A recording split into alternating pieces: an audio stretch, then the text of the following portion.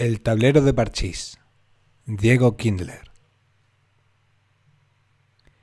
El mundo no se había recuperado de la última fanfarronada del presidente naranja cuando otra insólita noticia conmocionó a la opinión pública y dividió a la sociedad entre furiosos partidarios e incrédulos detractores de una teoría tan descabellada como excéntrica de las conspiranoias planteadas hasta el momento.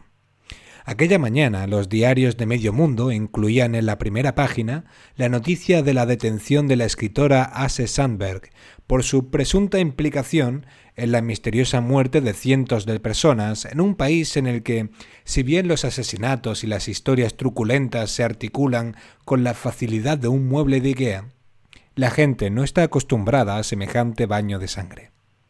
Algunos diarios y medios de comunicación, entre otros en el que yo trabajo, incluían algunos vagos detalles de las pesquisas policiales que me llevarían a emprender mi propia investigación, aun a sabiendas del riesgo que podría correr al meterme en algo así. Hasta el momento de la detención de Sandberg, habían sido halladas muertas 174 personas solo en Akersberga, la ciudad de la escritora, y algunos cientos más alrededor de los principales núcleos urbanos de Suecia. Todas las víctimas tenían en común que poseían una copia de la última novela de Asse Sandberg, pero además, aparte de, por lo visto, compartir los mismos gustos literarios, también pertenecían al mismo grupo social y tenían unos ingresos similares y el mismo nivel cultural. Es necesario que aclare mi punto de vista sobre este género, ya que a mí, en general, nunca me ha gustado la novela policíaca y mucho menos la nórdica. No obstante, son legiones los lectores de este tipo de escritores tradicionalmente enmarcados en este amplio género que vulgarmente se conoce como la novela negra escandinava, con la grima que me dan a mí ese tipo de cosas. Y no se me escapa el hecho de que solo a una mente errada le puede interesar leer las fantasías enfermizas de un escandinavo con sed de muertes, torturas y aberraciones. En concreto, yo tengo numerosos conocidos a los que puedo incluir en este segmento de perturbados y morbosos.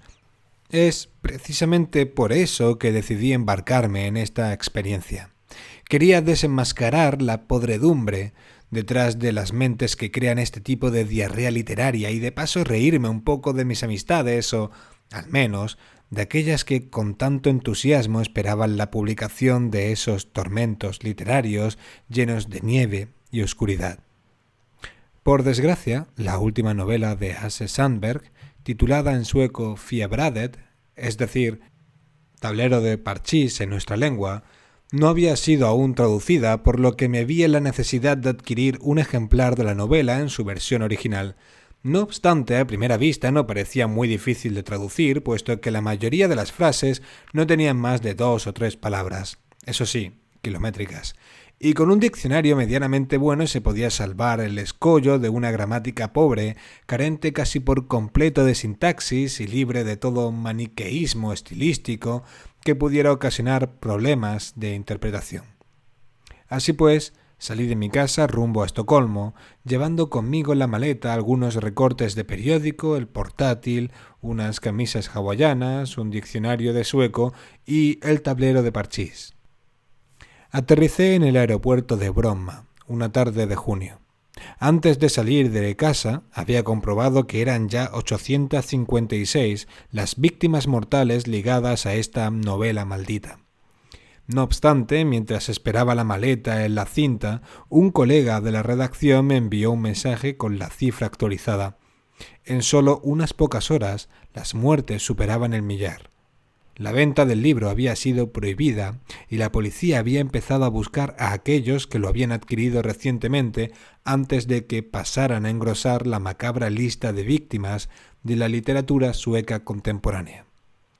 De igual manera, se pidió a la población que entregase a las autoridades todos los ejemplares que poseyeran y se paró de inmediato la distribución en Amazon y otras plataformas semejantes. En cuestión de 72 horas, el libro solo era accesible a través de la Deep Web, donde alcanzaba precios superiores a los $1.000. Y yo tenía uno de esos libros buscados en mi maleta, que solo 4 días antes había conseguido adquirir por la módica cantidad de 37 euros. Esperaba que nada más bajar del avión, un letrero informativo en sueco, inglés y serbocroata informara de los peligros de leer esa novela o, al menos, que me registrase en el equipaje, así que, en previsión, les pedí a los de la imprenta de la revista que le quitasen al libro la encuadernación y la sustituyesen por otra menos sospechosa, aunque no conté con la mala leche que se gasta ni pusieron la cubierta de la novela de Louisa May Alcott, Mujercitas. Sin embargo, lo único que me recibió fue una brisa gélida y un cielo pardo que hizo de mi camisa hawaiana el centro de todas las miradas. Cierto es que en el avión, a medida que nos acercábamos a Estocolmo, la concentración de nubes bajo nosotros se había ido haciendo cada vez más densa y que los pocos claros nos habían mostrado una costa de aguas que progresivamente adquirían tonos más y más grises, siendo lo último que vi antes de iniciar el aterrizaje una playa que daba una extensión de agua que se semejaba a Mercurio. Pero aún así, ¿quién iba a pensar que en junio hiciese 5 grados? ¡Pobre gente! Al salir a la calle me rodeó un extraño olor que recordaba al agua de fregar y que se extendía más allá de los restaurantes del hall del aeropuerto y atravesaba la exigua línea de taxis negros y amarillos a la salida de la terminal. Tomé uno para ir al alojamiento que la revista me había buscado en el barrio de Hägerstensen, con la esperanza de poder recluirme y protegerme de este clima adverso y empezar a leer el tablero de parchís. Esperaba encontrar en él algunas claves antes de la ronda de encuentros que había programado para el día siguiente.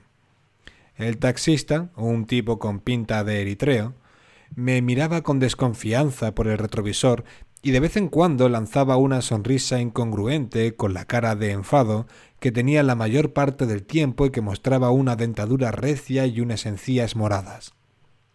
El camino desde Bromma me decepcionó bastante. A pesar del cielo gris, esperaba encontrar un paisaje urbano digno de ser contemplado. En su lugar, no vi más que un conjunto infinito de bloques de viviendas que se alternaban con recintos industriales o, en ocasiones, una combinación de ambos, pero siempre en una red de calles sin arbolar, sin monumentos, sin elevaciones, ni nada que llamase la atención. Al llegar a Hägerstensen, el taxista me indicó con indiferencia la cantidad que debía abonar por la carrera, la cual superaba el importe del billete de avión hasta Estocolmo, y me mostró una vez más sus encías moradas. Al bajar del taxi, recordé que mi atuendo veraniego no era el apropiado para esas latitudes y entré con prisa en el edificio en el que estaba el apartamento que la revista me había reservado.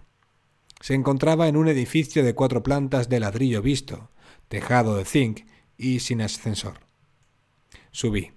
Era una estancia angosta y oscura con una sola ventana que daba al patio. Contaba con un baño en el que se podía entrar de lado y operar acorde con la estrechez, más una cocina que tenía una pila, 2 placas eléctricas y una nevera.